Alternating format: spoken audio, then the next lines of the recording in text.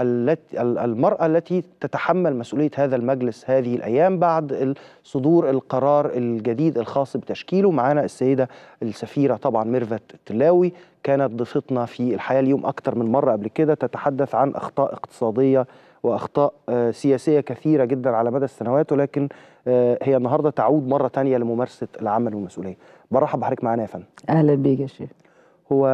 هل هي سخرية وفقا لمعلوماتي حضرتك صلحي لي، رئيسة المجلس القومي للمرأة كانت سوزان مبارك نعم من قبل، وكان العمل التنفيذي يبدأ من الأمين العام.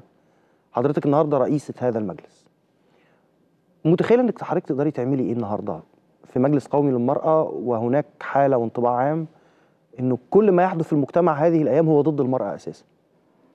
الانطباع العام انت اللي هتغيره يا شيخ بالإعلام والذهنية الثقافية اللي موجودة في المجتمع. لكن خليني أقول لك، رئيس المجلس القومي الحالي هو رئيس فعلي مش شرفي. في الأول كان حرم الرئيس السابق رئيس شرفي. الرئيس الحالي رئيس فعلي، يعني تنفيذي، عليه الإشراف، عليه الميزانية، عليه تشكيل اللجان، عليه تشكيل الفروع، فهيبقى فعلي. بالإضافة إلى أنه في تشكيل المجلس الجديد حطوا نائب للرئيس دكتور نور فرحات، كذلك ودي سابقة أساسا. أي. وحطوا نائب للأمين العام السيدة مارجريت عازر. أيوة. فإذا بقى عندنا مجلس رئاسته من 4. السبب في هذا هو تعدد المسؤوليات اللي احنا شايفين ان احنا المجلس هيقوم بيها في المستقبل، وبالتالي نوزع المسؤوليات دي على اكتر من واحد، ما يبقاش بس لا الرئيس ولا الامين العام.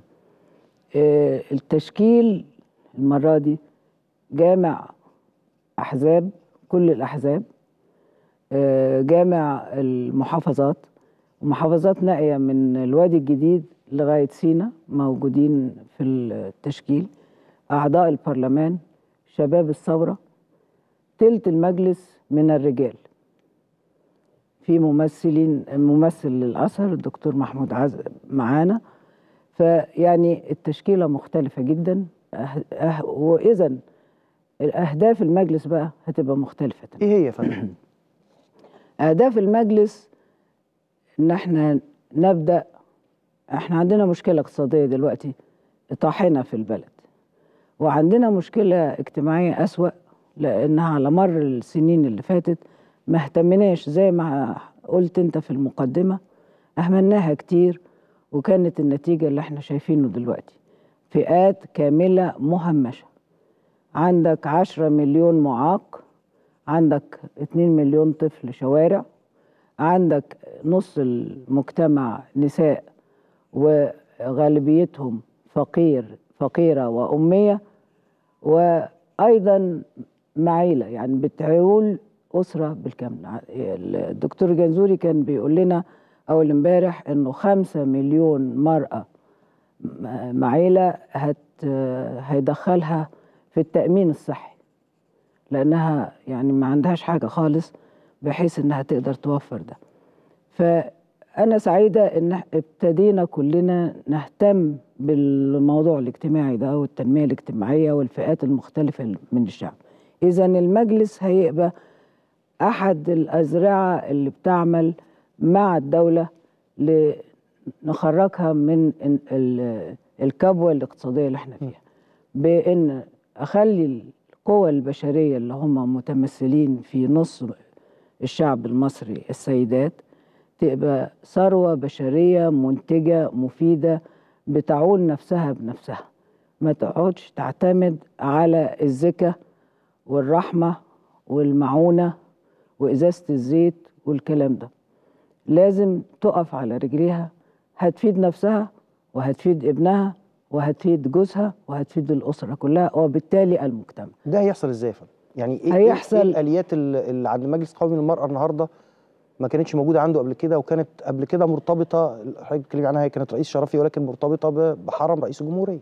نعم. يعني كان المفترض انها تبقى اكثر فعاليه وقدره على التعامل مع هذه الامور. للأسف في الفترة اللي فاتت كان يبدو إنه الدولة سواء بحرم رئيس الجمهورية أو برئيس الجمهورية، وكثيرا ما كان الرئيس السابق بيقول محدود الدخل والفقراء، لكن عمليا على أرض الواقع ما كانش فيه برامج كافية إنها تطلع الناس دي من الفقر. يعني الأمم المتحدة من سنة 2000 قالت لنا لازم كل دولة من دول العالم تعمل على القضاء على نصف عدد الفقراء وتطلعهم إلى مستوى أعلى.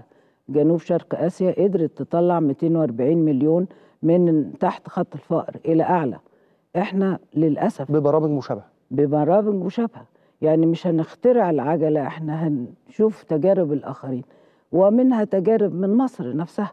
يعني النهاردة تستعمل الجمعيات الأهلية، بدل ما بنقعد نقول الجمعيات الأهلية كأنها عدو، أنا أستخدمهم وأجيب لهم تمويل داخلي، وإذا جاتني معونات أو منح نوزعها عليهم بس في إطار برنامج يخدم الهدف الاقتصادي اللي يرفع من مستوى الناس.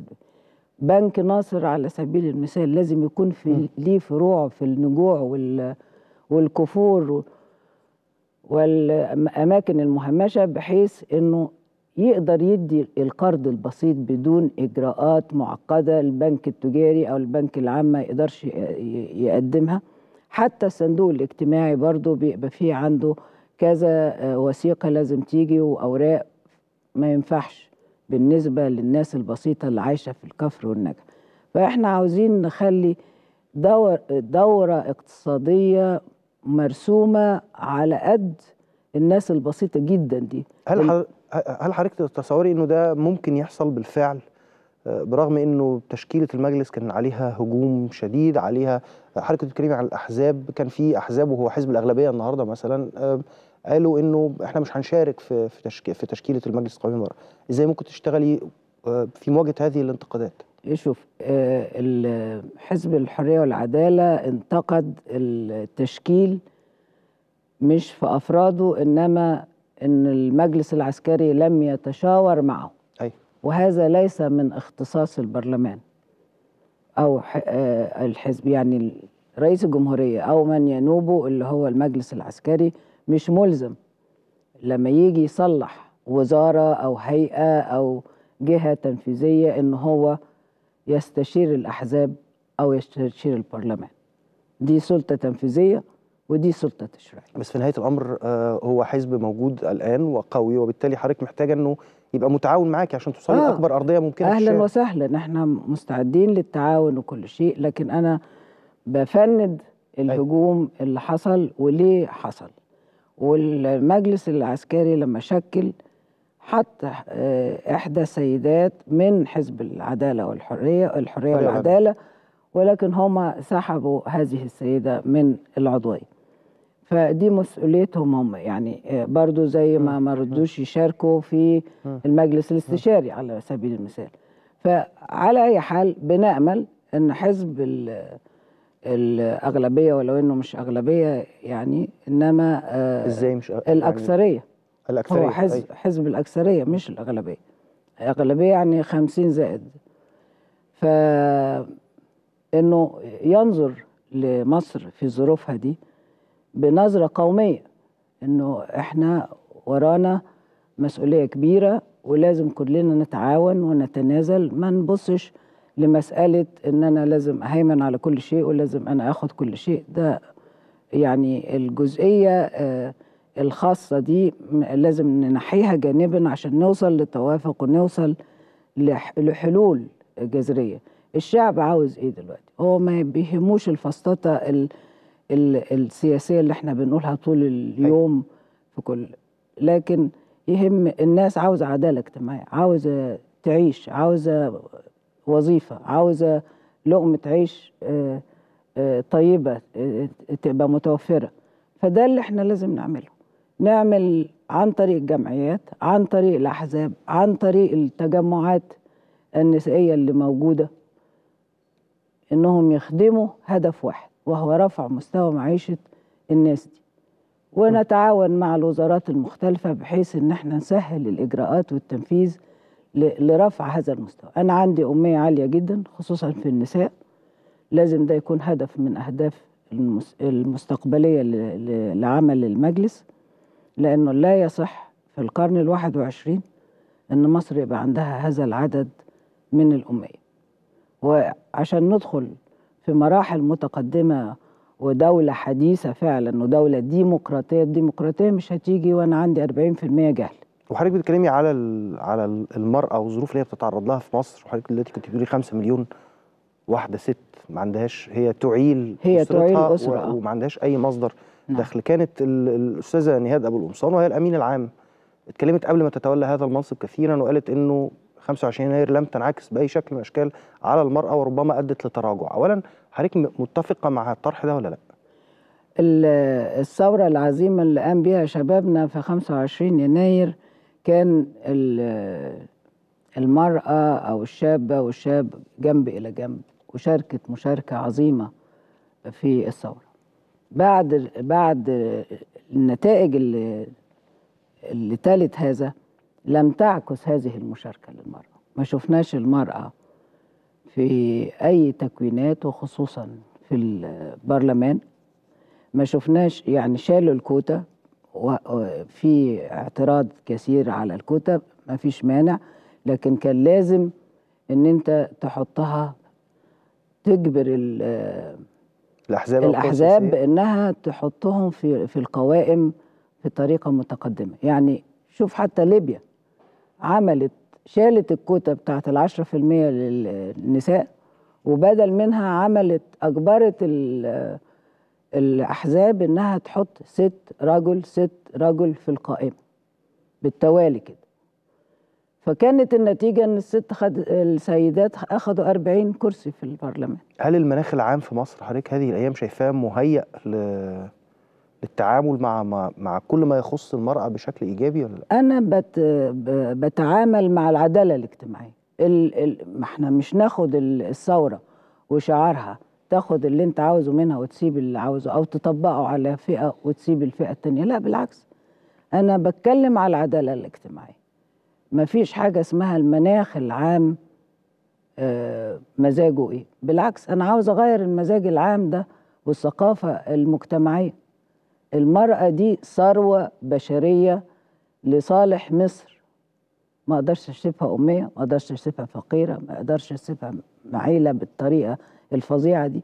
لا عندها تأمين صحي ولا عندها ضمان اجتماعي ولا عندها ده ما ينفعش.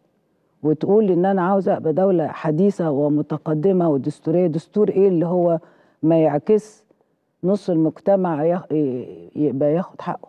شايفة إزاي يا فندم الموضوع الدستور ده تحديدا بيعكس أهمية نص المجتمع زي ما حضرتك؟ أولا في اللجنة التأسيسية لازم يبقى فيه تمثيل مرأة قوي، ولازم يبقى فيه مواد تنص على دور الدولة في إعمال المساواة دي. يعني في القانون، في الدستور 71 في المادة 11، المادة 11 بتقول الدولة تكفل للمرأة الجمع بين مسؤولياتها في الأسرة والعمل. بمعنى إنه لما الست تروح الشغل يبقى فيه دور حضانة إجباري على أي مؤسسة، فيه الإمكانات اللي تساعدها إنها تقوم بالدورين، وهكذا حاجات كتيرة أخرى كان منصوص عليها في دستور المادة 11 بصفة. لكن ده كان نص بس، كان لا اتعمل بيه يعني لغاية فترات معينة تحول لمجرد يعني نص. أولا بدأت مع جمال عبد الناصر، وكنا متميزين عن دول غربية متقدمة عننا في إن احنا بنسهل للمرأة إنها يبقى عندها إجازة وضع بدون ما تفقد وظيفتها، وسنتين رضاعة وكذا. في امتيازات شديدة كانوا بيستغربوا الأوروبيين على هذه الامتيازات. فاتفعلت جت في وقت لما هجمت مسألة الرأسمالية الشديدة دي، ربما تراجعت أو لم ينفذ أو غض النظر عن تنفيذ هذه القوانين. احنا مش عاوزين الردة بتكون بالشكل ده. احنا بنعمل ده كله ليه؟ مش بس لصالح المرأة فقط، ولكن للمجتمع. دي ردة حضرتك شايف انها ردة بسبب الضغط الاقتصادي، النظرية الرأسمالية اللي حضرتك بتتكلمي عنها، الرأسمالية المتوحشة او المتجاوزة، ولا حضرتك شايفاها انها ردة اجتماعية وثقافية؟ الاثنين والله يا شيخ. يعني الردة الاجتماعية البركة في الدراما اللي أكدت أو بتؤكد باستمرار العادات السيئة في المجتمع، ومنها النظرة إلى المرأة. أيضا الخطاب الديني الغير سليم لتصوير أن كل هذا من الشريعة، وده مش أنا عاوزة يطبقوا الشريعة، لأنه المرأة لم تحظى بحقوق أفضل مما جاء في وقت الرسول صلى الله عليه وسلم. فيعني نفذوا ده، ننفذ اللي جاء في الشريعة، مش تاخد من الشريعة ما ترغبه وتترك الباقي. فدي مهمة جدا إن احنا نعملها. الردة الثقافية على الإعلام عليه دور، في المسرح، في الكتاب، في الدراما بالذات، في التعليم، في مناهج التعليم. بس ده كده معناه انه مش عارف حضرتك اكيد هتتعاملي مع الموضوع ده بصفتك الحاليه كرئيسه المجلس القومي للمراه، معناه انه الدخول في معارك قادمه كثيره او لا حصر لها. انا بعتبرها هي معارك للمجتمع، مش معركه للمجلس المراه. انا بحاول اعالج واحسن من الوضع المعيشي لفئه معينه. عاوزين نهتم بالمعاقين، عندي 10 مليون اسيبهم؟ لو الدوله ما تدخلتش وانشأت وعملت برامج وميزانيات، مين اللي هيرعاهم؟ ده غير لائق. اطفال الشوارع دول بكره هيبقوا بلطجيه الشوارع. لازم نقفل الحنفيه. هم جم ليه في الشوارع؟ هل العنف الاسري هو اللي بيخليهم يسيبوا بيتهم ويطلعوا بره؟ هل قانون الاحوال الشخصيه اللي سايب على في بعض المآخذ بحيث انه الشخص يتجوز 1 و2 و4، اوكي، بس يتجوز على كيفه، لكن ما يرميش الاولاد في الشارع. كويس ان حضرتك اتكلمتي عن قانون الاحوال الشخصيه عشان نتكلم عن التشريعات اللي جايه، ازاي تقدر تساعد المجلس القومي للمراه على تغيير الواقع اللي احنا بنتكلم عنه. ايه نوعيه التشريعات اللي حضرتك شايفه انه في احتياج ضروري ليها في المرحله اللي جايه، في لحظه احنا شايفين فيها او في ظرف احنا شايفين فيه المجلس الشعب هو مجلس جديد بتشكيله مختلفه تماما، ولكن هو ناشط في هذا الاتجاه. بعد الفاصل خلينا نتكلم مع حضرتك اكتر عن هذه التشريعات المطلوبه. مستمرين مع حضراتكم في حال يوم بعد الفاصل.